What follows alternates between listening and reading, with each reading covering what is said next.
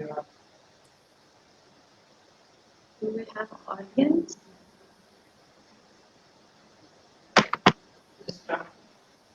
Assalamu alaikum and good morning, everyone. So we are live on the platform of RSG Pakistan and doing our first webinar from a series of webinars. And for today, our guest speaker is Mr. Ashar Malik, who is working as a postdoc in Singapore at Bioinformatics Institute, and he is also a pioneer member of IDRAK, which is an organization created for the research culture in Pakistan. So let's hear what Ashar Malik have today for us to discuss. Over to you, Ashar.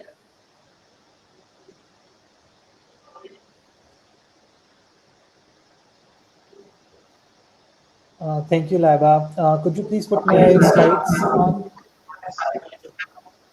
Yeah, sure.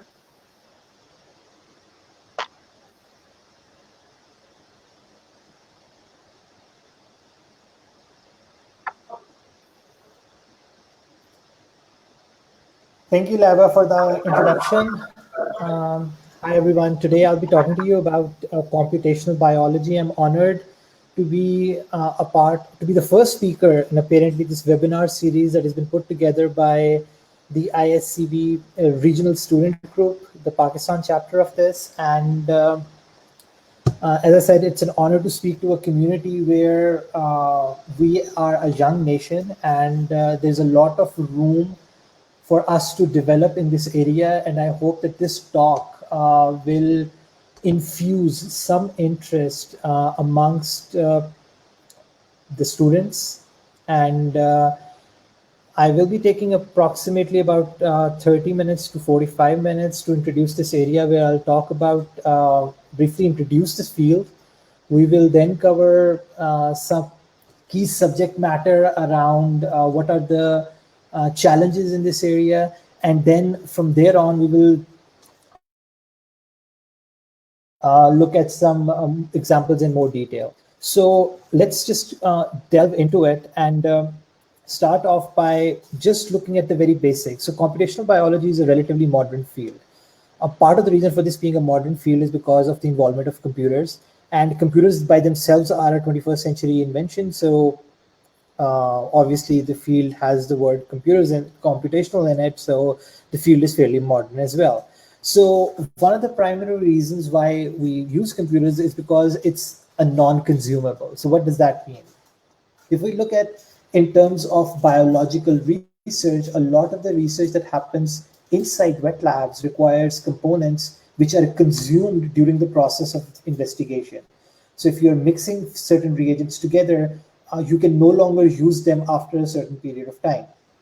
Computers, on the other hand, are in that sense non-consumable. So you can run an application on a computer and come back to it after 1 hour or 2 hours or 3 hours or even 3 weeks, and you can run the same kind of data analysis all over again, either on the same kind of data or on a completely different problem altogether. So this is one of the strong points of using computers in this area.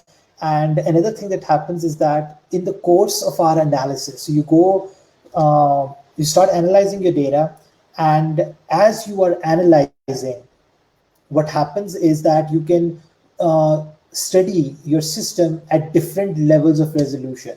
Today, we won't be covering too much in detail about this, but there are a lot of resources. I might touch on this later on once we come to it, but for now, it is just important to understand that using computers, you can investigate things that are not easily identifiable in wet lab settings.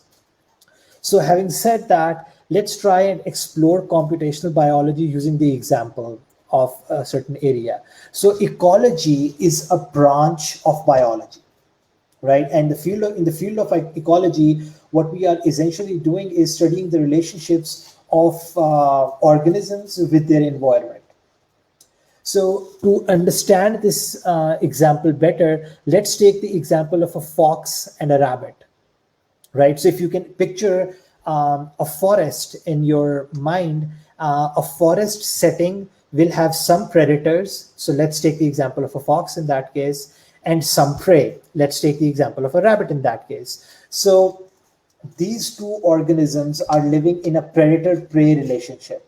So the rabbit in this case would eat grass or other fruits and vegetables, whereas the fox will feed on the rabbit.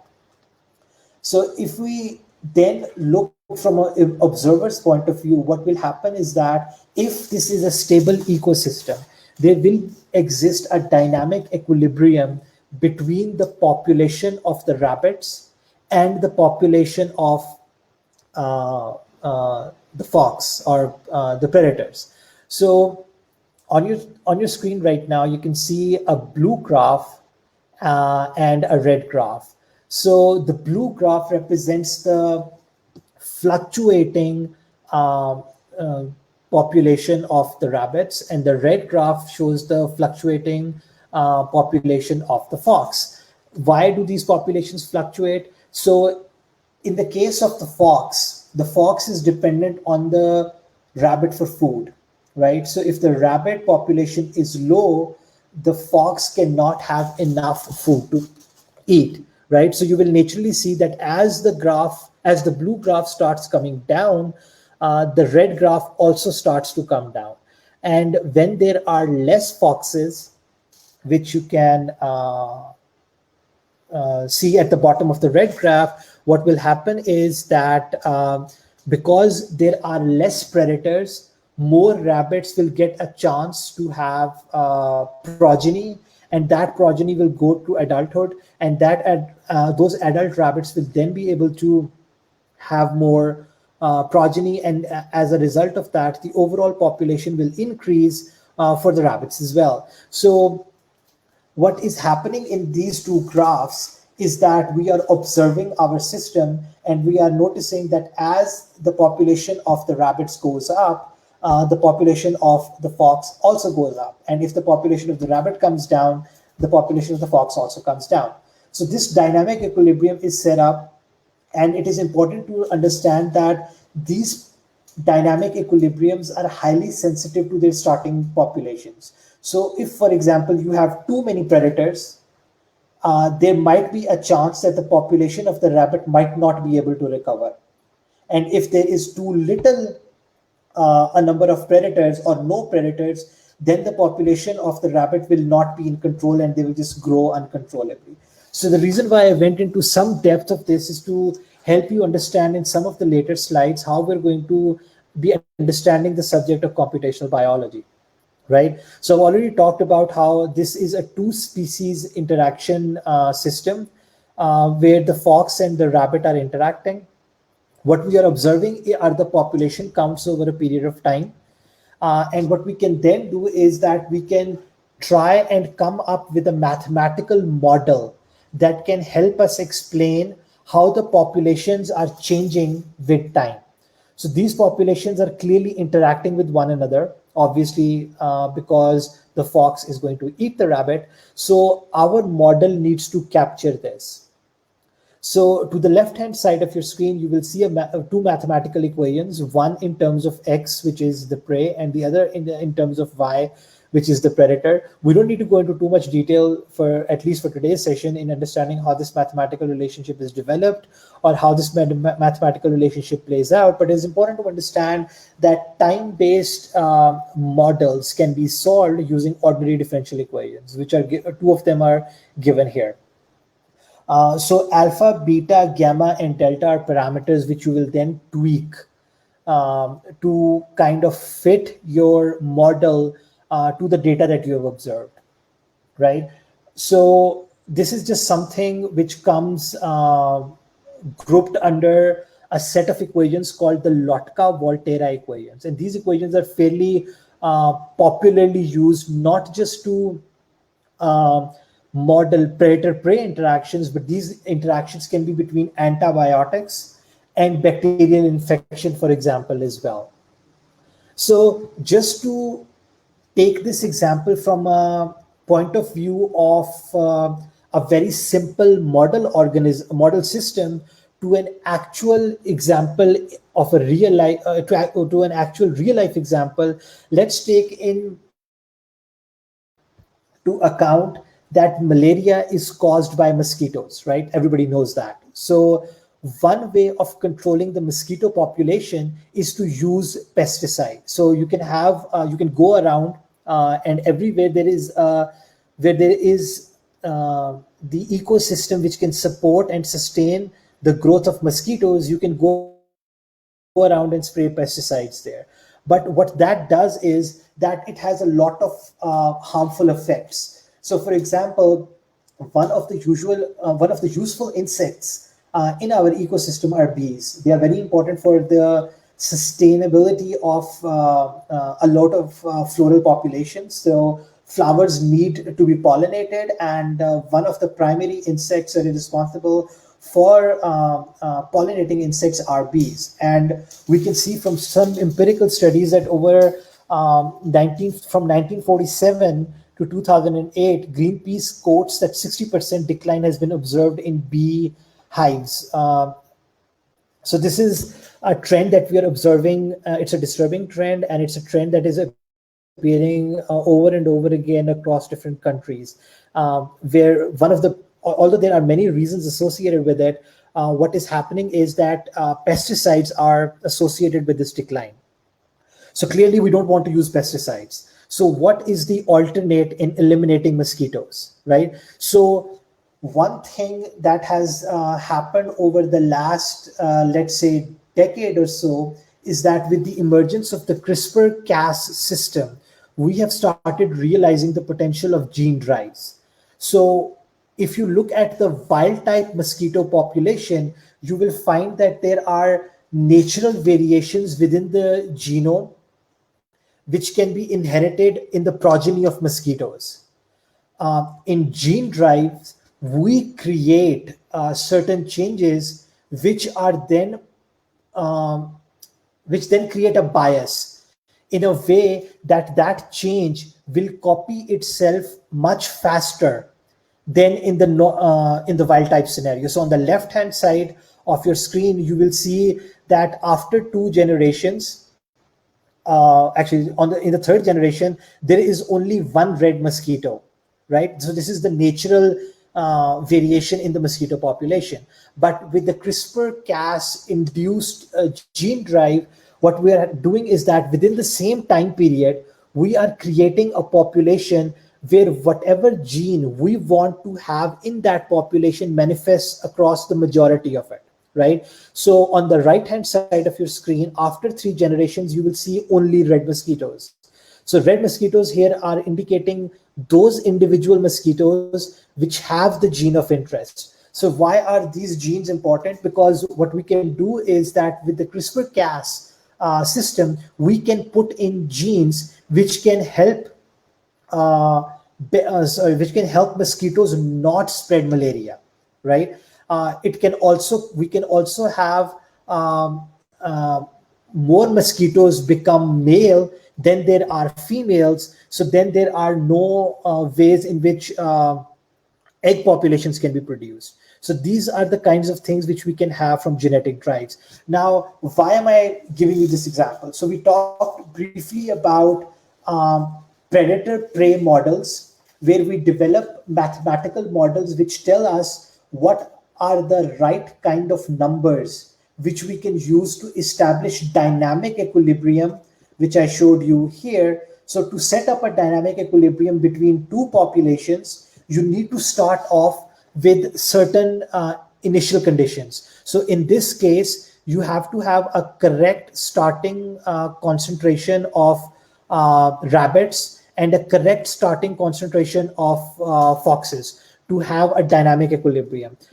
So similarly, what are the numbers of red mosquitoes that you want to create so that after 3 generations, or after some number of generations, all population will comprise of genetically modified mosquitoes. So we won't be going into too much detail of this, but what I will show you is a couple of examples of very recent papers. So there's a paper in 2017, 2019, and 2020, and obviously these are just three examples, right? So there is a ton of scientific literature which is now available, where people have been using mathematical modeling, just like we saw with the predator-prey case, where people have been applying that to a real world problem. Although, let me tell you this, that genetic drives have not been taken out yet, right? So this is something that is in its very early phases, where people are realizing what are the kinds of dynamics of this, how much should be released, how long will it take for the genetically driven mosquito populations to overpower the wild type populations, right? So you need to have more genetically driven mosquitoes than what is existing in the wild type to be able to fight bacteria, to be able to fight malaria, for instance. So these three papers talk about mathematical modeling with gene-driven malarial populations or mosquito populations to control malaria. So this is just to give you an idea how we developed for a fox and a rabbit a system which was then taken. Although this is not exactly the same mathematical model, but it has its roots within the same kind of mathematical relationship, right? So another study that I would like to quote is this one, where they're using the exact same model that we looked at just now. And what they're doing is that they are looking at the interaction of bacteria and phages. So phages are viruses that infect bacteria. So in this case, you can imagine the viruses as the predators and bacteria as the prey, which is infected by the viruses. So you can have this kind of a relationship, and this kind of a relationship can then very simply studied using the same model that we developed for the fox and the rabbit, right? So speaking of viruses, we are all currently familiar with the current pandemic, which is caused by the novel coronavirus. And you will see a lot of images circulating either in scientific literature or in public releases, press releases, right? And what these numbers tell you is that scientists are predicting how many deaths will happen going forward, and how do we actually calculate that? So there are obviously mathematical models on the back end of this thing, which you use on existing data, and then you extrapolate that data to predict what will happen in the next 1 month, 3 months, 7 months, and even 1 year down the road. So to illustrate this better, let's talk about the total number of deaths in Pakistan from the coronavirus. So as of yesterday, when I was putting this slide together, there were about 13,400 something reported casualties from this. So what we have done is that in this orange line on the left part of the grid are the number of deaths that were experimentally observed, right? And then your mathematical models have some flexibility that if you control the amount of parameters and the spread of the virus is represented by a smaller number, you will get a projection.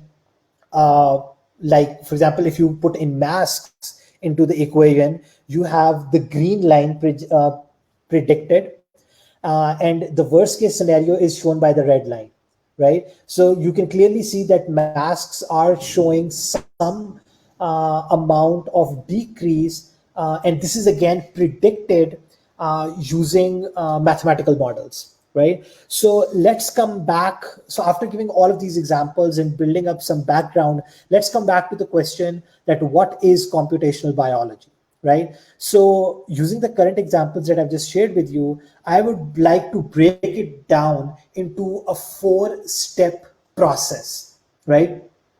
So the first step would be to identify a biological system. So obviously it's computational biology, so it needs to work with a biological system, right? So I give you the example in ecology where a fox-rabbit system was obviously an ecological example. Ecology then is a branch of biology. So the biological system that we were looking at is the dynamic equilibrium between the fox population and the rabbit population, right? So then we collected data from this biological system. So what was the data? The data was the population. So maybe there are 1,000 foxes, whereas there are only, let's say, 10,000 rabbits, right? And then you monitor these populations at intervals of 1 week or 1 month or 2 months, and then you have a time-based projection of how your data for the two populations is fluctuating, right? So you observe that data. Then what you do is that you do something called algorithm or model development, and that will be the two mathematical equations that we saw, right? And those mathematical equations will then explain the data that you have observed. So if we now plot using ordinary differential equations, two curves, one for X, which is the prey population, and one for Y, which is the predator population, given that you set alpha, beta, gamma, and delta correctly, you should be able to recover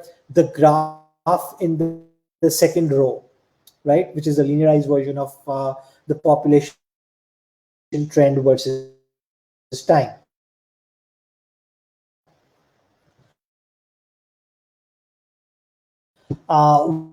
What is going to happen is you will not only be able to explain your data, apply it to more complex systems. And I showed you and I gave you the examples of malarial control regimes with gene drives. So how many mosquitoes from gene drive should you release in the wild type, or should you release in the environment, so that they overpower the wild type ones, right? Or in the case where I showed you, for example, this study, you were looking at bacteria virus interactions, which can also be modeled by the same kind of empirical observations that you made on two organism systems which comprised only of rabbits and foxes, right? So you take a biological system, you observe and collect data, you actually do model development, and those models then fit your observations, and then you take that understanding and apply it to more complex systems, right? So this is a 4-part process which I have laid down, although there are many other trivialities also involved, but to simplify the process, this is generally the area of computational biology, right?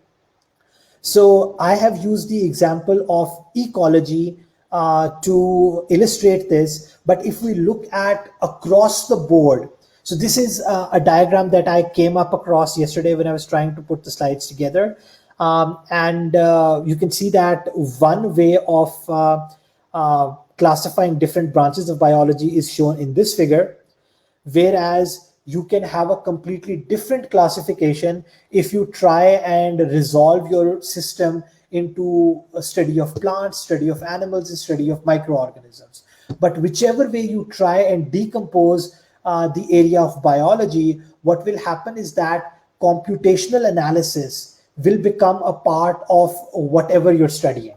So it doesn't matter whether you're studying genomics, whether you have DNA data, RNA data, microarray data, all of these examples we're going to look at in a couple of slides. But what is going to happen is that all of these things will have some element of computational associated with them. So they will correspondingly become computational ecology, computational genomics, computational so on and so forth, right? So all of these are where you take a biological system and you try and observe to collect data.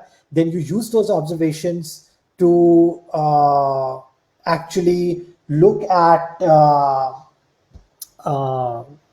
things. You try to categorize those things, and in that categorization process, you collect data, do model building, and deliver that in a form of an understanding which can then be scaled to other systems. So the next thing that we're going to talk about is why are these things so popular? So one of the reasons why this has become popular is because now genomic data is more readily available. So genomic data has come around because of sequencing technologies becoming more cheaper. And as a direct consequence of that, there are initiatives like the Model Organism Database, right? So in this case, what happens in the Model Organism Database is that people have identified certain organisms which can be used as model organisms. So for example, let's say just take the first example of the zebrafish. So if you look at the embryo development of a zebrafish, what happens is that you can actually see through the embryo. And as a result of that ability to see through the embryo, the zebrafish embryo allows you to study organ development in the embryonic stages. And that is why zebrafish becomes a model organism for that particular scenario. Similarly, you have other model organisms. So for example, if you consider the case of the mouse immune system is quite similar to the human immune system. So the mouse models are frequently used when you try out and test new drugs. So that is something that the mouse models helps you with.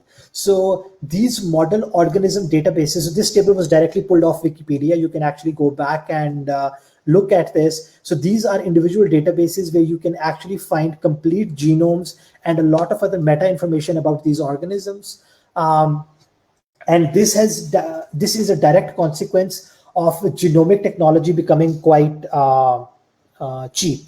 And genomic data becoming more readily available. So not only are model organism databases more frequently observed now, but you also have DNA databases, RNA databases, phenotype databases, where what happens is that you can actually associate certain gene expressions to certain phenotypes.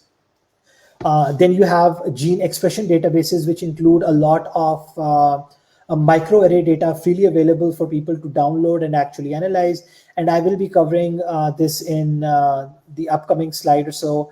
You also have protein structure databases, protein model databases, and protein expression analysis, which is also available. So this huge availability of data is one of the biggest reasons which is driving computational biology in current times.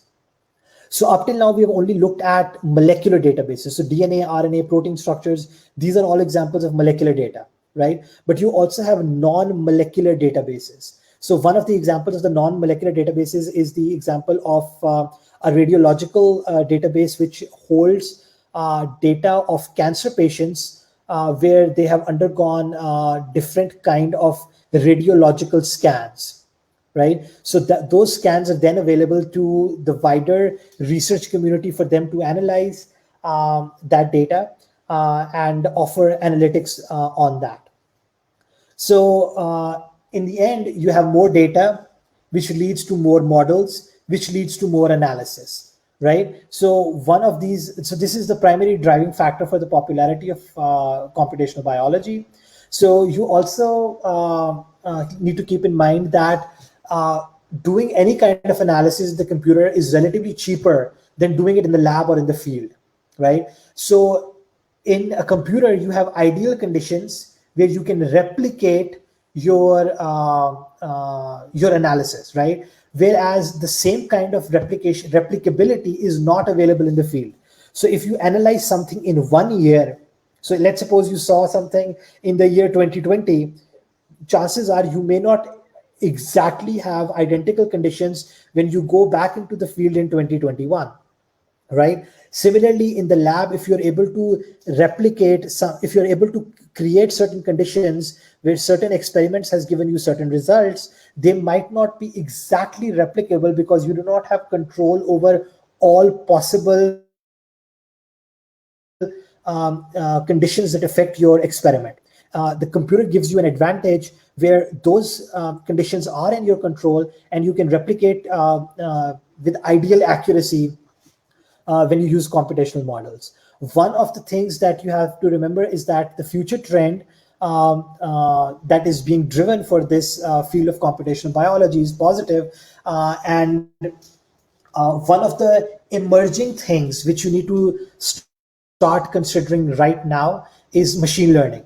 So machine learning is something which helps you develop models which can analyze data that is present right now. So what are one of the primary factors that is driving the input of machine learning algorithms is the large scale availability of data and having not enough manpower to actually analyze that data, right? Another thing that is allowing us to take into account a lot of machine learning algorithms is that we don't have complete understanding of of the biological system, right? So one example of a system where we don't have enough understanding is the protein folding problem, right? So let's talk a bit in more detail. So we know that we all have DNA. So DNA holds genes.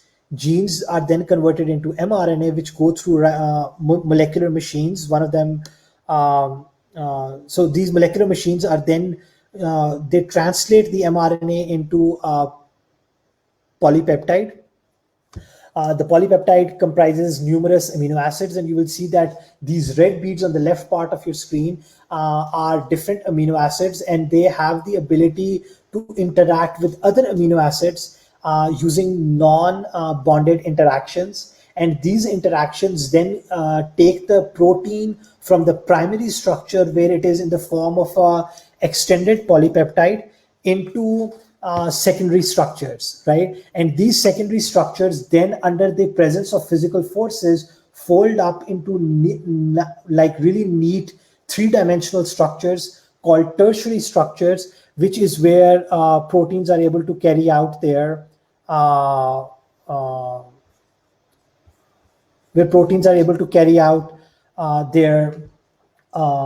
role, right? So Arsalan and Laiba, are you still in this conversation? Can I ask you if you can see the slide showing the animation?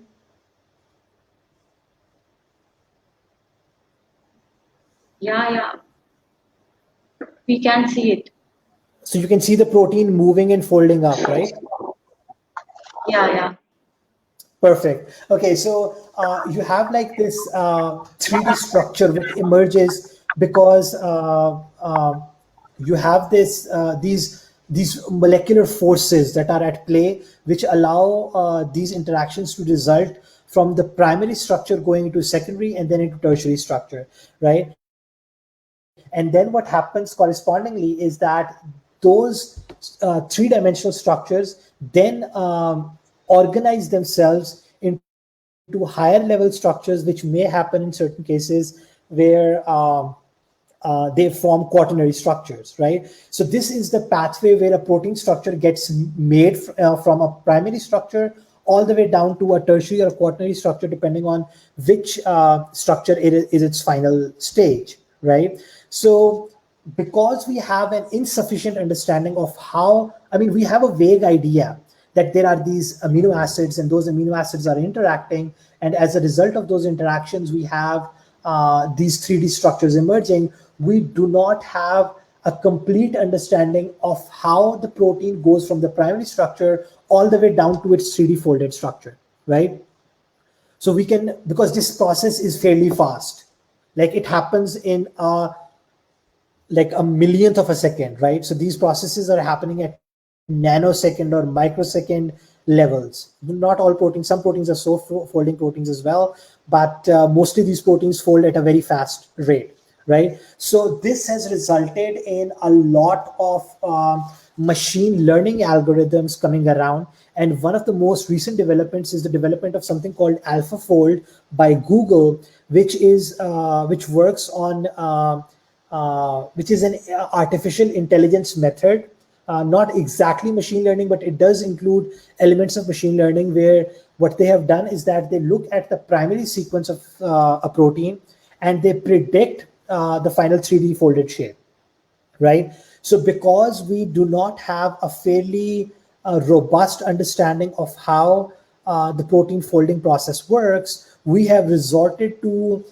kind of like black boxing, right? So what this means is that you don't have a fair understanding, but you allow machine learning algorithms which look at a huge portion of data pre-recorded, and machine learning.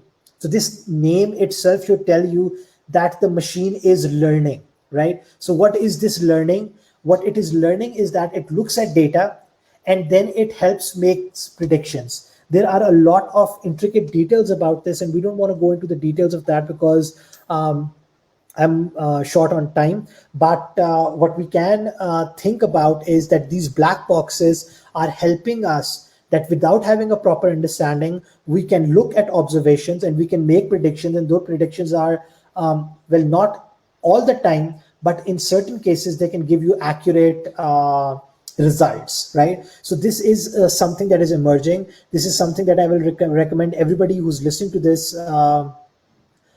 talk to actually start exploring. It doesn't matter which area of sciences you're in. Machine learning is equally applicable in the areas of computational physics, computational fluid mechanics, computational fluid dynamics, statistical mechanics. So all of these are areas which benefit from machine learning, and computational biology, in a sense, is no different. So machine learning is something that you should add to your CV.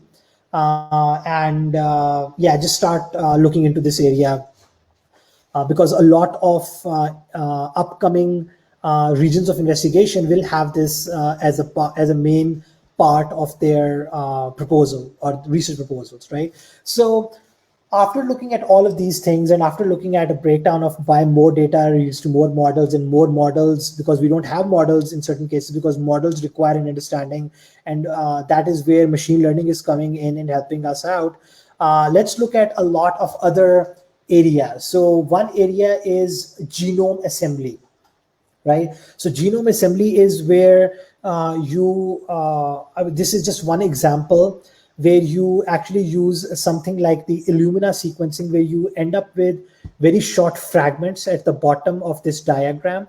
You end up with short fragments or reads. And then based on overlapping sections of those reads, you start assembling different reads together, and you end up with larger portions called contigs. And then those contigs have overlapping regions, which you then use to make scaffolds, and those scaffolds then result in chromosomes.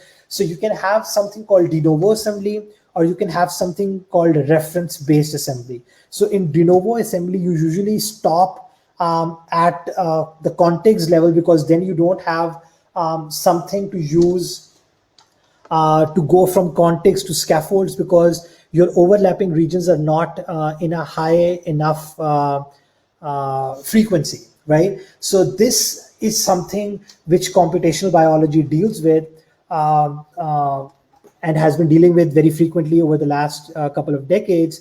And genome assembly is one example, right? So if you have a reference, then you can actually compare your short fragments or your contigs or your scaffolds against that reference, and it can help you build that genome. So for example, in case of the human genome, you have the reference which came out as a result of the Human Genome Project. So all the genome sequencing that is done today actually makes use of some release of the human genome that came out of the Human Genome Project. So that's the reference, and the current genomes are compared back to that reference, right? But a lot of molecular genomes that we are sequencing today do not have a reference. So we go with the de novo method to actually compare and assemble, actually not compare because you don't have a reference in the case of de novo, but so what you do is that you rely on the overlapping regions of your reads to put the genome back together. So this is a fairly automated pipeline. So what that means is there's a software which will take in the Illumina sequences, the short fragments, and it will do all of the work for you, right? But you need to have a fair bit of understanding of what is happening underneath the hood to be able to do analysis like identify single nucleotide polymorphisms, or SNPs, as they are called in short form. And those SNPs are very important because I will tell you in a few slides why they're important. But let's just say that these kinds of genome reconstructions can help you identify SNPs, or other structural variants, which is short form for SV, right? So these are the kinds of things that you can do in computational biology when you are working with assembling genomes. Now, there are a lot of databases which give you unassembled genomes. So using your computers at home, you can download some of that data and try and reconstruct those genomes. You don't need a fancy lab because the sequencing has already been done and the data has been deposited in public databases. All you have to do is to just Google them and spend some compute time in putting them together. The reason why they have not already been put together is because a lot of that data requires manual input, right? So that manual input is something that you will have to do. And it isn't rocket science. You just need to be very patient with this data and string it back together, right?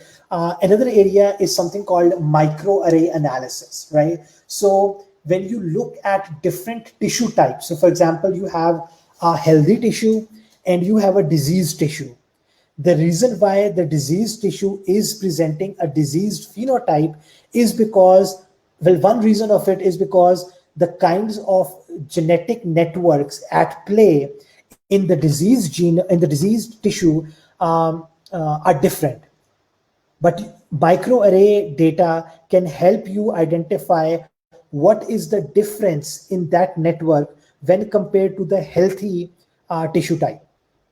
So we're not going to go into the details of how microarray analysis is done, but it is also a computational method, and there are a lot of microarray related data that is available for free for you to download and analyze using your simple laptop that you have at home, right? So try looking into this data. You don't need supervision. You can just look up the freely available scientific literature. I've given you an example here of a paper which introduces a new method of microarray data analysis. And that is something that you can easily implement on your own. A lot of the code will be available. You just need to plug in the microarray data, make sure that you're taking care of all of the things that can go wrong, making sure that you have everything covered, and then you can analyze the data and get some novel insights into what that microarray data is telling you, right? So this is another example of computational analysis in the area of computational biology, right? Another emerging field that is out there is something called precision medicine. So precision medicine goes back to genome assembly. Precision medicine only refers to human genome analysis. And what do you analyze in these genomes is that you look at a lot of changes that are happening at the genome level. So because this is a very important area, I'm going to go into some detail of this. And to get you to be excited about this area is think about the coronavirus and think why the coronavirus does not impact everyone in the same way, right? So if you get the same coronavirus strain and somebody else gets the same strain, the two people will respond to it. Although there are differences in their immune system, but there is also differences at the genetic level. And I'm going to show you a couple of slides later. I'm going to show you a video which actually helps grain this further. But let's just quickly look at the factors that are looked at in precision medicine. So you have the central dogma where you have DNA, you have RNA, you have RNA making proteins, and proteins act as enzymes which play part in metabolic networks, right? So proteins are responsible when they're acting as enzymes to play out a lot of metabolic reactions. And all of these four stages are impacted by external factors. So for example, if you are exposed to secondhand smoke from cigarettes, that is going to lead to certain changes within your body, right? Similarly, what you consume, if you consume a high sugar diet or a high fat diet, that is obviously going to affect how your body responds. right? So all of these things are taken into account in precision medicine. Um, this then helps us analyze disease phenotype. For example, if somebody is malnourished, and looking across from healthy individuals, helps us develop a control group. So if this is happening in the healthy group, what is different which is causing a person to be sick? So you look at these kinds of changes across individuals, and you take all of these factors, and that is then you can call looking at across the board, across all of these factors, and that is something which we look at and call precision medicine. Now, because this is important, I'm going to spend some more time.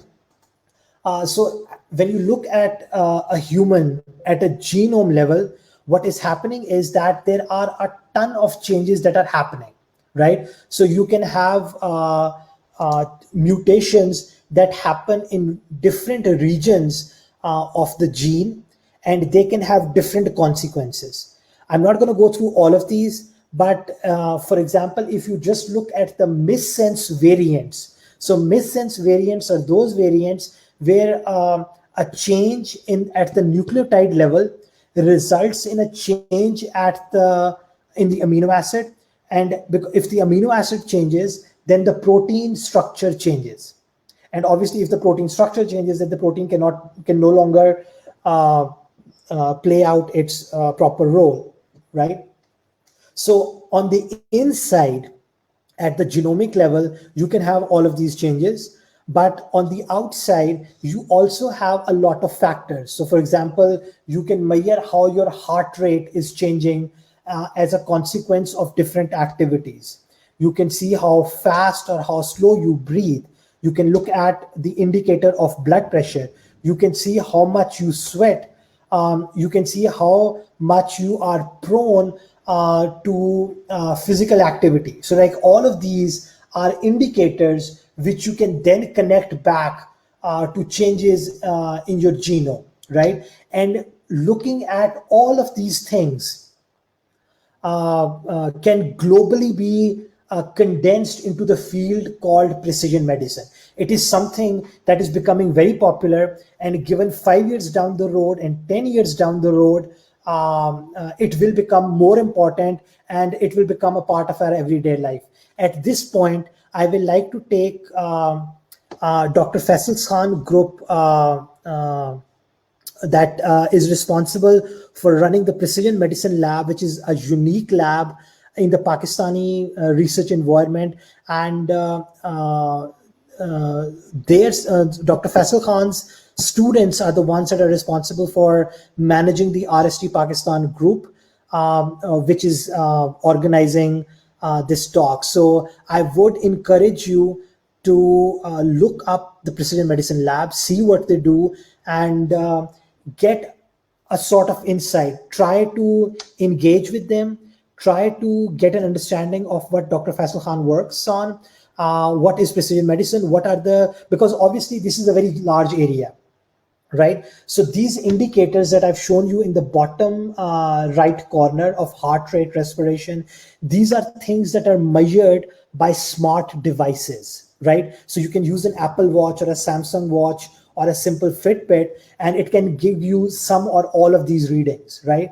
So what you then have to do is you have to then tie it down with your genome and the changes within that to see how you are prone to certain diseases which will emerge much later in your life, right? So do look them up. I think Dr. Faisal Khan is doing a fantastic job in the Pakistani landscape for precision medicine. It is one of the leading labs on precision medicine in Pakistan, and you should definitely consider getting to know them and trying to get an internship with them, or to think of doing a project with them, because in 5 years down the road or 10 years down the road, this thing is going to become quite well ingrained in everywhere, right? So it is something that I'm working on here in Singapore, and it is something that is being rolled out right now in Singaporean clinics, and it is something that is a global trend,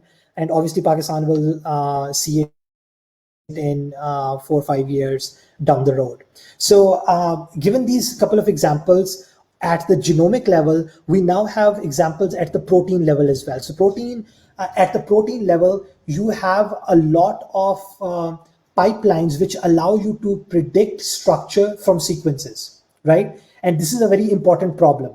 This is the same problem which I highlighted a few slides ago when I talked to you about AlphaFold being developed by Google using artificial intelligence.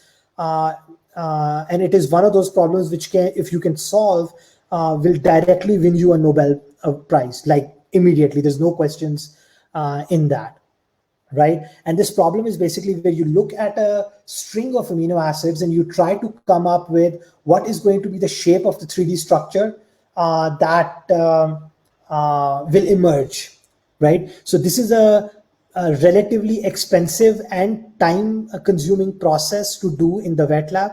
So a computational prediction method, if it can be created, will be really helpful for the scientific community. So there are tons of sequences that are available in the scientific literature. All you have to do is to look them up. There are a ton of algorithms that are available. Some are good in certain cases, other are good in certain other cases. You can do benchmarking, you can develop a lot of pipelines where you can have hybrid methods. You can take into account a lot of different methods. And this is something that you can do using a regular standard laptop. You don't need very high or very expensive machines. Sitting at home, you can download a protein sequence, you can download a protein structure prediction software, and you can start predicting protein structures. Obviously, depending on how good the quality is of the final 3D structure, you can then predict what the function of that structure would be. This is also a very important problem and can very easily result in scientific publications, right? As long as the data quality that you're generating is fairly robust. And so this is something that you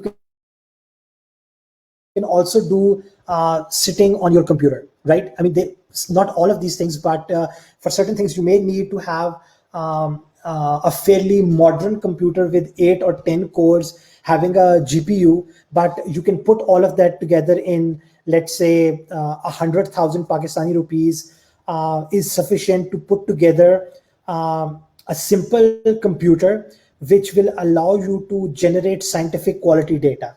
And right now, I'm going to take this opportunity to actually introduce you to some of this using the example of the coronavirus, right? So in this slide, what you see is that at the bottom, this pink patch that is running across your screen is the membrane. Through the membrane is a stalk. On top of that stalk is a protein, and this protein is the protein which is present, let's just call it the spike protein. And this spike protein is responsible for interacting with the human ACE2 protein like this.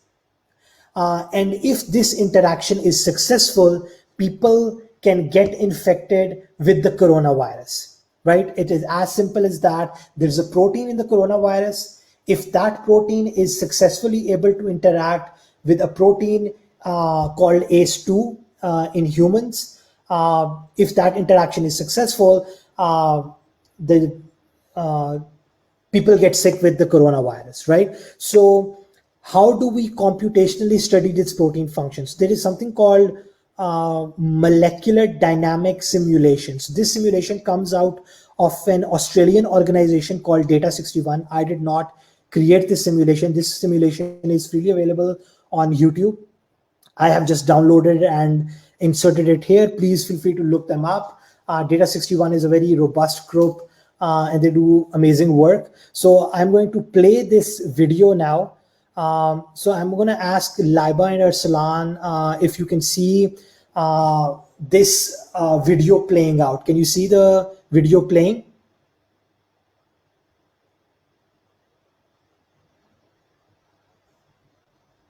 Yes, sir, sure, we can see it.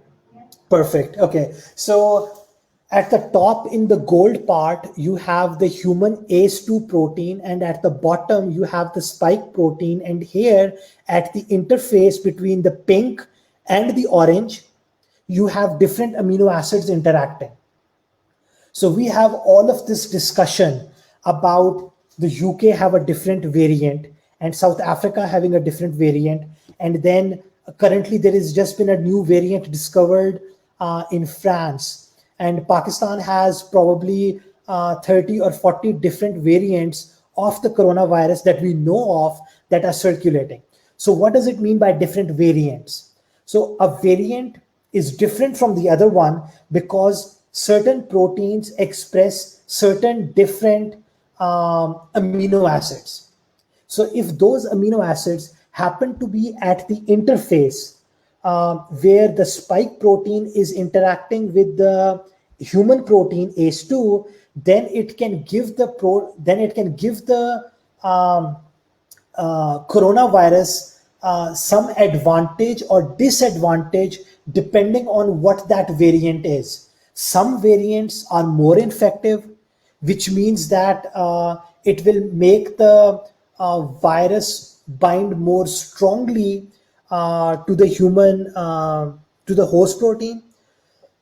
Certain variants where certain amino acids have been incorporated may allow the coronavirus to have a disadvantage where the binding might not be as strong. So some people who get coronavirus and recover very easily, although there is a difference at their genomic level, there is also a difference at the coronavirus level. So the coronavirus that has infected them probably has a mild response because it is of a variant which does not cause a lot of damage. But that does not mean that you should walk around freely and not wear any masks, because what is going to happen is that you may be prone to one coronavirus strain, but there is evidence that another coronavirus strain you might not be immune to, right? So you may still have the chance of getting another strain of the coronavirus. So having talked about all of these strains, molecular dynamic simulations, the video that I just showed you is data that comes out of molecular dynamic simulations. So those simulations can help you. So you can have two variants. One variant has an amino acid A at a certain position, and another amino acid, and the other variant can have the amino acid B, and you can then create these molecular dynamic simulations and see how well those two variants interact with the human proteins. And that is something that you can study across the board with different proteins to study their protein functions. Another thing that molecular dynamics and similar simulation methods helps you do is to discover new drugs, right? So the drug discovery process can fairly simply be summarized using this animation. I hope you can see this animation play out. So you can have, so Arslan, can you see the animation playing? Yes, we can, Ashok. Perfect. Okay. So you can have a ligand library. You can design the ligand library to have different conformations. Then you can take a protein structure, put different ligands in there, and then have a score against all of those ligands and choose the ligand which gives you the best score. So this is a fairly standard process of drug discovery. And why is drug discovery important? The reason why drug discovery is important is many reasons, but one of the reasons is that the current antibiotics that we use on a daily basis, which is wrong, are becoming obsolete. The bacterial infections no longer respond to those antibiotics. This is called microbial resistance, and this requires you to have new drugs, right? So what is causing these bacteriums to become antibiotic resistance is because of these environments. So livestock and chickens are farmed in congested conditions. And in order to keep them healthy, they are fed a ton of antibiotics, right? So when they are fed a ton of antibiotics, you can look at the circular diagram on the left hand of your screen. Because there is a lot of microbial community living around these farms, those microbial communities can then pick up those antibiotics, and some of them might become resistant. Those resistant strains can then come into contact with our food, which we can then consume, and we can get sick. And now, if we get sick with those bacteriums which come from these farms and consequently are drug resistant, what will happen is that the antibiotics that we normally take will no longer be able to make us get better. A clear-cut example of this is something called the H58 typhoid strain. And in Pakistan in 2016, in Sindh, there was a new strain discovered, which was called extensively drug resistant. So there is drug resistant, which can say tolerate a high degree of antibiotics, but there are some antibiotics which still end up killing it. Extensively drug resistance, or XDR strains, are those strains which can tolerate a very wide variety of antibiotics, right? So people who have typhoid previously could get cured by taking standard regimens of antibiotics, but currently, for example, in the regions shaded in red here, which include areas of Pakistan, India, Bangladesh, certain parts of South Asia, Indonesia, for example, Malaysia, and then in certain cases, Australia as well, and certain regions of Africa, you have these resistant strains. So people who get sick, people who have typhoid, will no longer respond to standard antibiotics. And this is scary because not all people can get well on their own. Now, typhoid is just one example. Another very popular example is tuberculosis, or TB for short, right? So tuberculosis is also something that is becoming incredibly resistant, and that is something that requires discovery of new drugs, right? So drug discovery is a very important area currently. There is a huge job market in the pharmaceutical industry. If you can train yourself, for instance, in drug discovery methods, you should have a good chance of securing a position with these leading pharmaceuticals who are continuously using computational methods for drug discovery. Now, why do we use computational method? Is because if we have a computational library, it is very cheap to do this screening and come up with, let's say, 10 or 20 drugs, which you can then test in the lab, instead of testing 1,000 drugs, which obviously cost more money. So you first use computational methods to screen your library and only get 10, 20, 30 hits, which are then relatively cheaper to synthesize and test in an experimental setting, right? So then if we are talking about antimicrobial resistance is a current challenge, drug discovery, precision medicine is also something which needs to be looked at. So if we look at the Pakistani population generally comprises of ethnic communities that are called Punjabis, Pashtuns, Sindhis, Saraikis, Mohajirs, Balochis, and other smaller groups, right? So there is not enough genomic evidence originating from these. So basically what I mean by that is we do not have enough genomes of these ethnic populations to say why some populations may be prone to more diseases, whereas other populations might not be prone. So when we are talking about population level studies, we need to have enough resolution in the genomic data.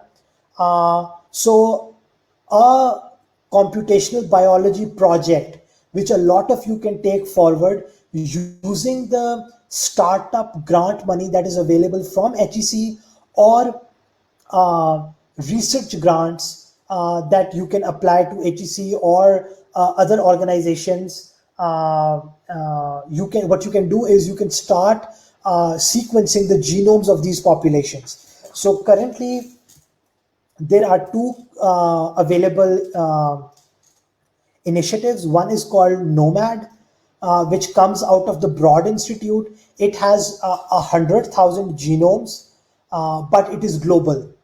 And there are hardly like 10, 20 people from Pakistan, and they are overrepresented because they were present in the UK when they got sequenced. Or I think was it in the US? I don't actually remember. But the people who got sequenced, who originate from Pakistan, were not actually living in Pakistan. They were actually overseas. Compared to that, 1,000 Genomes Project took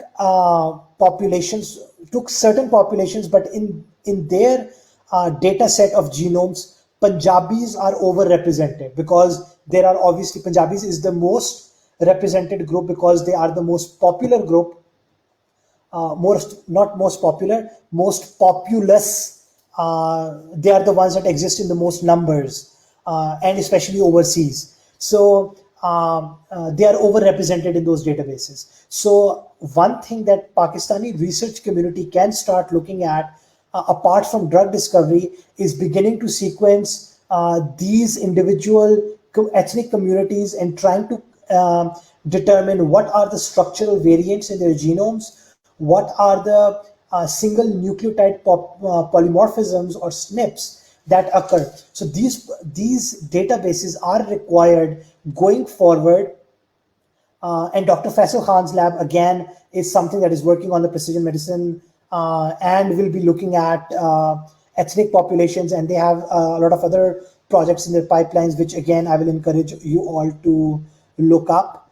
And obviously, once you have determined what the single nucleotide polymorphisms are, it is very easy to start linking it to phenotypes. So what are the diseases that you can link to the presence of certain genotypes, right? So I think I'm already going past my time, so I'm gonna quickly jump ahead and look at covering some of the basics. So what are the essential skills that you, if you are already not in the area of computational biology, what you need to start thinking about is that if you want to move into this area, you need to look at two things. So you can either be a part of method development. So if you are developing tools, if you're developing methods, then you need to have a strong programming background. For example, you need to know Python. Python is my favorite language. I would recommend you people to learn at least one programming language. Try to make sure that it's Python. If it's not Python, it is still okay, but a programming skill is an absolute requirement. If you're doing method development or tool development, you need to have some medium to strong level of mathematical background, because that will be required in putting the algorithm or model together. Then you also need to have a fair bit of understanding of the biological system that you're working on, right? However, if you're on the other end, where you will only be utilizing methods that somebody else have developed, then you need relatively lesser programming background, but you need to have a very strong understanding of the tool that you are using. So for example, a lot of people use BLAST, right? So BLAST is a sequence comparison tool which is available for free, but a lot of people use it as a black box. So what I mean by using it as a black box is that they don't look at how the tool is constructed or how the tool works, but they just start comparing random sequences, right? So I would like to point out here that if you put in junk into any model, you will get junk data out. This is the reason why 90% of the scientific literature surrounding biomedical research is absolutely rubbish. And this is the scientific consensus, because that scientific literature has just been published for the sake of publishing. So people have picked up a tool, They have dumped in data without getting an understanding. They have gotten the data out. They have made these nice plots and they have published a paper. But that published paper has no value because one, you cannot reproduce their work, and also because they did not have a complete understanding of the system or the tool that they were using. So it is very important that if you are in the method utilization part of computational biology, that even if you have lesser programming skills, you should at least explore the system that you're working with, and you should at least have a fair bit of understanding of the tool that you're working on, right? So in terms of employability, there is obviously luck, which plays a huge role. You have to be applying for the right position at the right time. But there is also this requirement that if you want to look at academic or industrial research grade jobs, you need to have a PhD. Now, the PhD can be earned in a way where you act in a technical role, where you just keep on utilizing methods and keep on publishing. Now, if you do a PhD like that, that PhD will not have a lot of value. In terms, what I mean by that is that you will not have a very strong chance of getting employed because what you did to earn your PhD, a master or bachelor student can also do, right? So if you want to think about this, that whatever you did in your PhD, you want to do it in your postdoc or in your academic job, then that will not be a good return on your PhD investment, because obviously you won't get employed, or it will be very hard to secure a job. So try to do a PhD where you, where you understand the system that you're working on and understand the tool that you're using, so that the research that you produce is more impactful, right? And similarly, if you need an industry grade research position, you need to keep thinking about these similar sort of things that you must do during your PhD.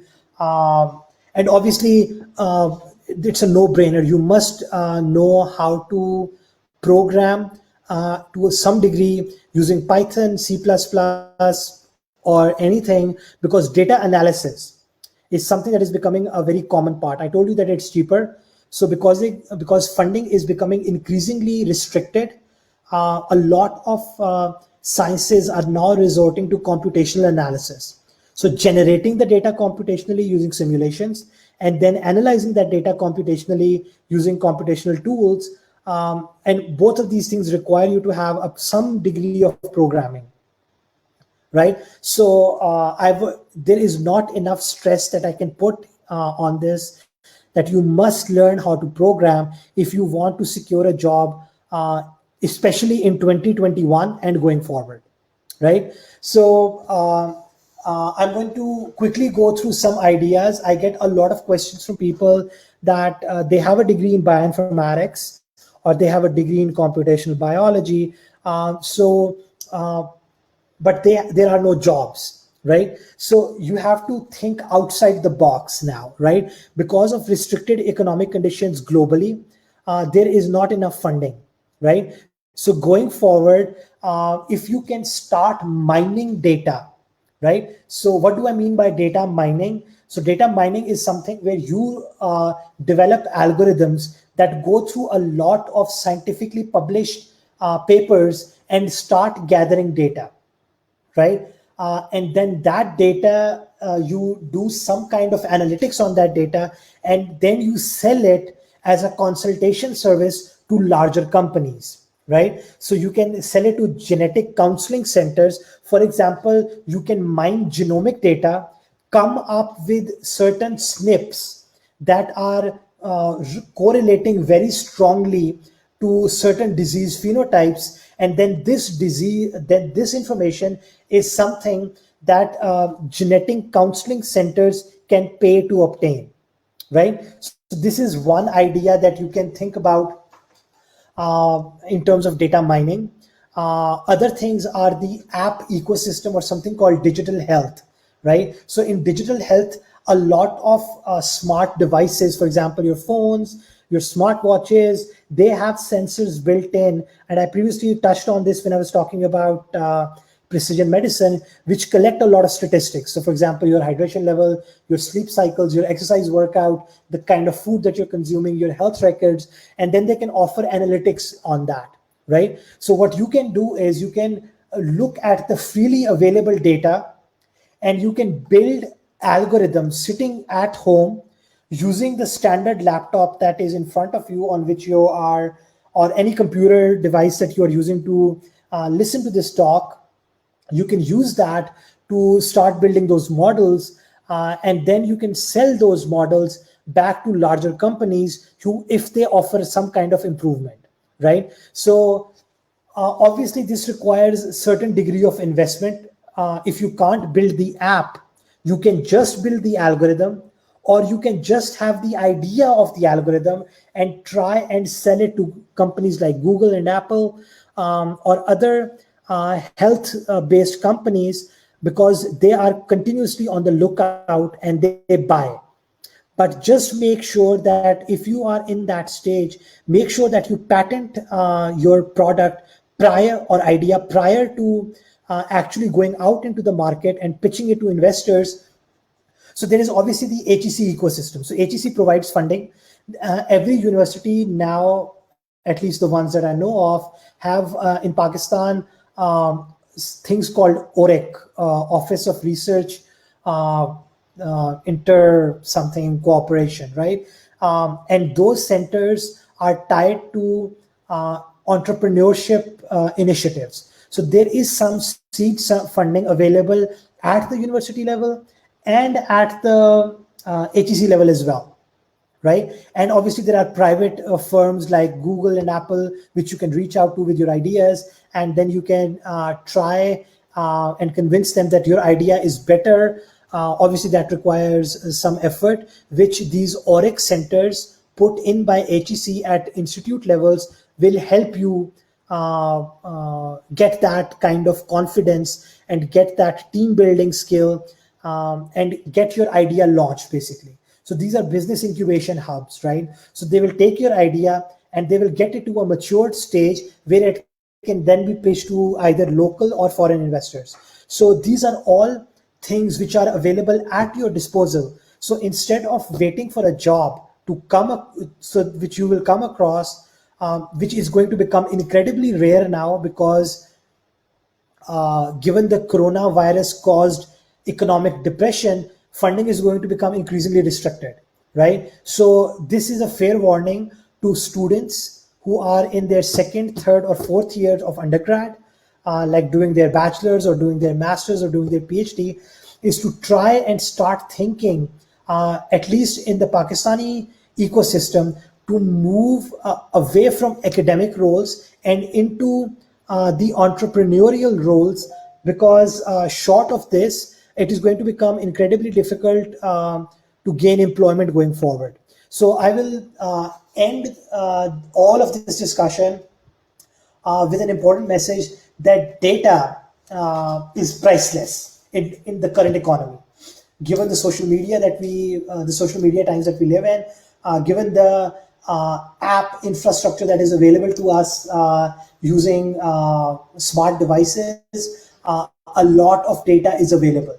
And if you analyze that data or present that data in a certain way, it can be priceless, right? So it can be very easy to set up a company if you start reviewing scientific literature, sit down with your friends, do some brainstorming, and think how different kinds of data that is available for free out there, you can manipulate it and put it into a shape which will be something of a commodity to a company like Google or Apple, or some other health based company which invests in digital health.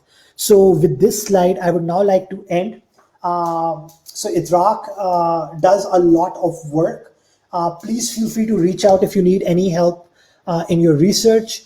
There is an upcoming event in the IDRAK calendar. So we talked about molecular dynamic simulations. So on IDRAK's Facebook page, there is a freely available upcoming session on the introduction of molecular dynamics. I would encourage you to go check it out.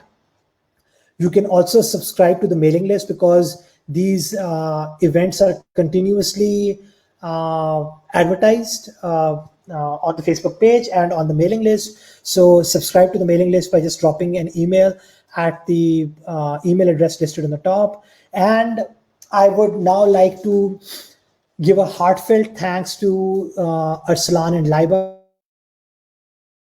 who are part of Dr. Faisal's team in the Precision Medicine Lab and also manage RST Pakistan. I would encourage you to join RST Pakistan. The link to that is underneath their logo. The registration, I'm told, is free. Become a member of their very dynamic community. So that you can stay up to date with a lot of their developments. They are putting together a webinar series. This is the first in that series. So by becoming a member, you can stay up to date with whatever webinars are scheduled in their future. So do check them out. Again, please do check out Dr. Faisal's lab. It is doing remarkable work. So yeah, that's it from now. So if there are any questions, I would be happy to take them now. So over to you, Arslan and Laiba.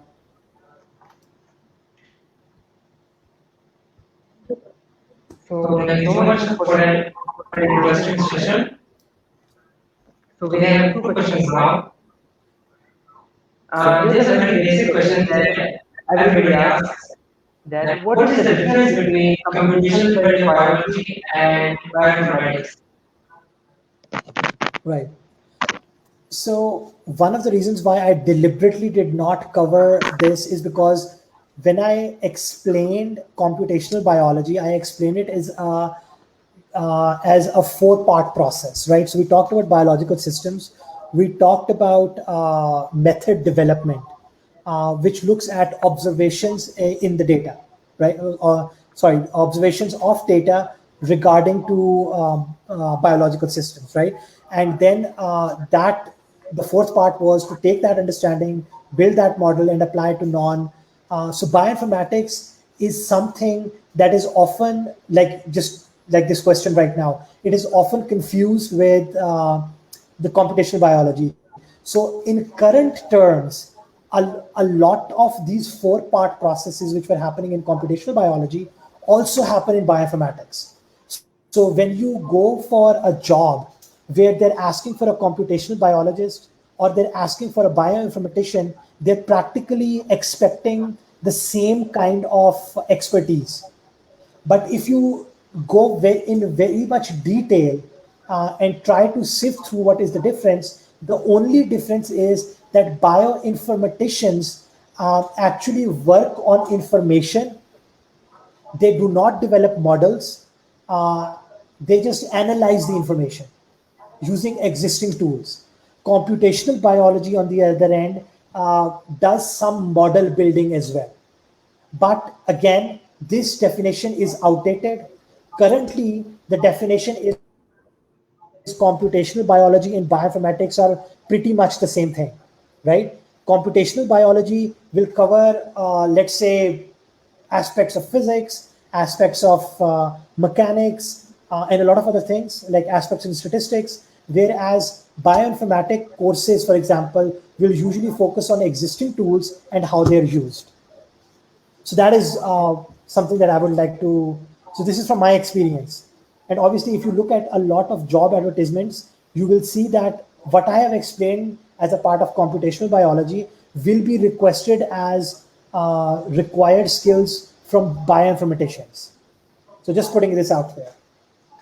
Yeah, thank you so much.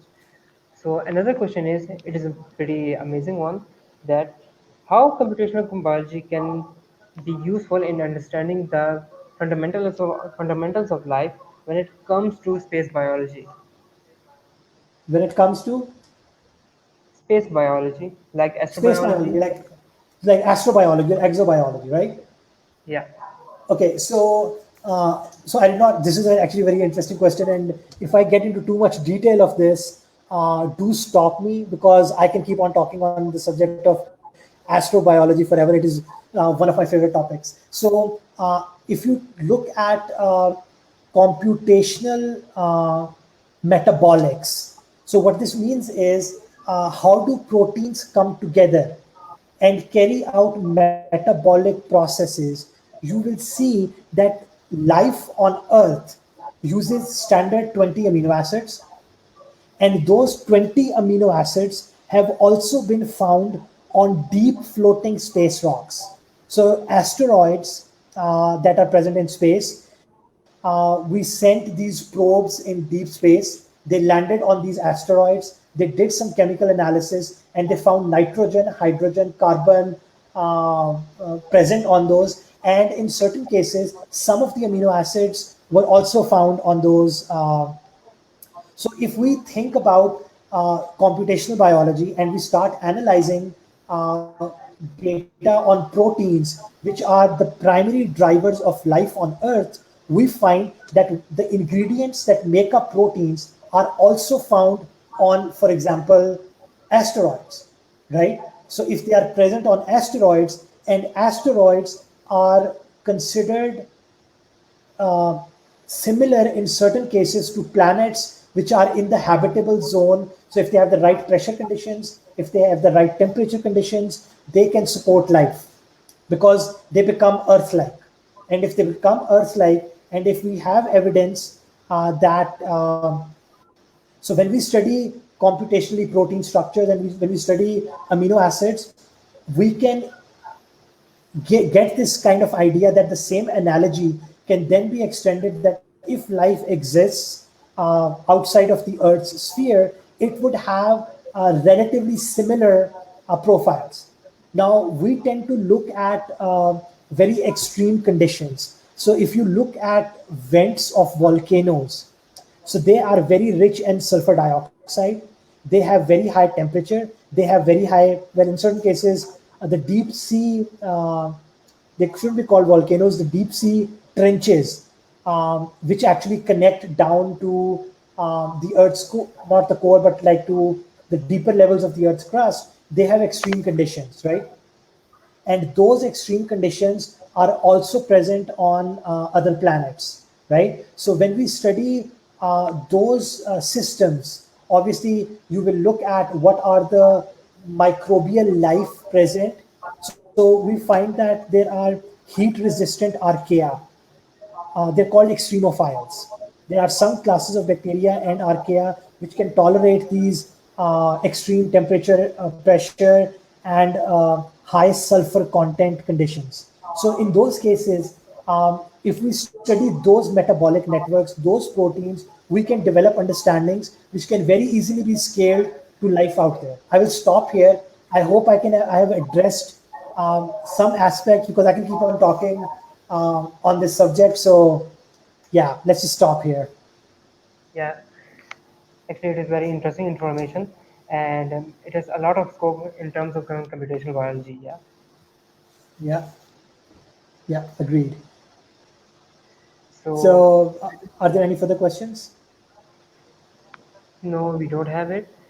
There's another question that um, can you tell us about some tools or software that are being used for prediction of protein structures from sequences?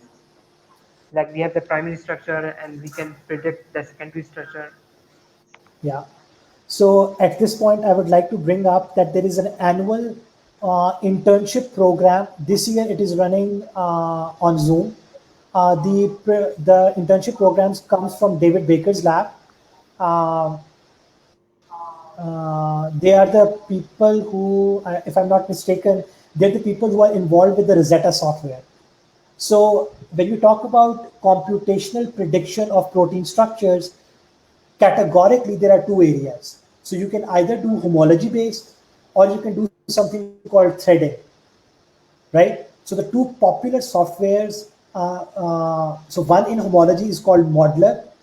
It is developed by the Andre Sally lab, and the other one is Rosetta. And if I'm not mistaken, it comes out of David Baker's lab.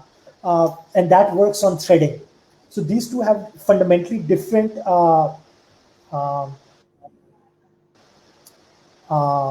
mechanisms or philosophies in which they go about predicting. So they take input sequences and they push out a structure, right? But those two structures may be completely different if you use modeler versus Rosetta, for example. But these are just two examples. There's obviously an annual competition called CASP. So every year, tons of research groups from around the world participate in CASP, and they bring their own algorithms. And most of those algorithms are freely available. They're not cleanly packaged into programs like Rosetta and Modeler, but there will be a set of Python or Perl scripts which can be connected together as a pipeline where on one end you put in a sequence and on the other end a structure comes out, right? And this list is available on CASP for all of their previous events where those softwares are available. I've just given you two examples. One is very popular, Modeler for homology and Rosetta for threading. But obviously, if you look up CASP, you will get a ton of other examples. And obviously, the latest addition to all of this is the AlphaFold, which I gave you the example of, which is a neural network based or an AI based method developed by Google's team to actually do the same thing, where they look at protein sequences and predict protein structures. So just a few examples. Thank you so much.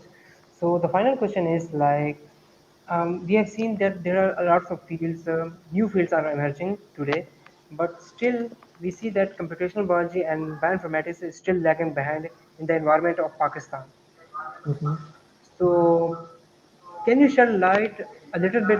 Can you talk a little bit about that? What measures can we take Yeah, to excel in computational biology and bioinformatics, especially in Pakistan? right. So I think one of the primary problems, if you take into account the Pakistani ecosystem, I think bioinformatics or computational biology. So you will. It is the interesting question you should ask is why is there a department of bioinformatics? Bioinformatics should not be a department, right? So what our universities are doing, at least in Pakistani, is that they have made these departments, which is churning out a huge number of students without those students having without having given those students enough exposure to what bioinformatics is and how it should be used. So one of the primary things that Pakistan needs to do at this point, and a lot of institutes do this, like for example, the institute that you're in, where you teach biosciences, like so at CCOS, you have Institute of Integrated Biosciences, right? At LUMS, you have a department of biology, right? You don't have a department of bioinformatics, for example, right? At NUST, you simply have degrees in biosciences, right? In those degrees, you offer computational biology as a major, Yeah. but you allow students to have enough skills that they should be able to explore parallel branches because bioinformatics on its own cannot survive, right? Even when you are talking about computational biology, it has to have maths involved, it has to have programming involved. Now, programming is not taught at bioinformatics courses, right? Even if programming is taught, it is not taught properly. So these are some of the things. So the first thing is that people need to go back in this video and look at some of the areas that I've highlighted where there is room. So for example, drug discovery, you can do it at home. There are plenty of papers. There is plenty of data. You can do microarray analysis, identify genes which are involved with. So the reasons why I put those examples is because this kind of exposure is not provided when you are doing a degree in the Department of Bioinformatics, right? So this is something that the faculty at those universities needs to take into account. There is a mind-blowing amount of information that is present, which is available that students can analyze and offer analytics on, either to put them out as publications or develop them into marketable products, right? So this is all work that needs to be done. Now, if you talk in context that when we started these so-called Department of Bioinformatics, the faculty that was pooled in to teach was not specialized in the areas of computational biology, drug discovery, genomics, omics methodologies, what is microarray. Those were conventional microbiologists or molecular biologists, people who had no understanding of programming, and they were brought in to teach the subject of whatever was taught in these subjects, right? So when we were churning out bioinformaticians, we were actually producing molecular and microbiologists, but just giving them the name of bioinformaticians or computational biologists, right? So these are all, obviously, we at individual levels can't solve this, right? Yeah. But what we at individual levels can do is that we can give these students who are about to graduate more exposure, so that when they graduate, they can not just wait for the advertisement to come up in the newspaper that, okay, there are 2 vacancies available at company X that they can join, right? So they can actually use that exposure to develop their own methodologies, have their own. And currently, what the government of Pakistan has done is that under the HEC and under private investment, there is a lot of seed funding that is available. So if you have a good idea, try to turn it into a marketable product, because even if one graduate makes a small company, then that company can absorb 100 graduates, right? So that will be a very good like turnover. So we need to start looking at those kinds of. I mean, this is just my opinion.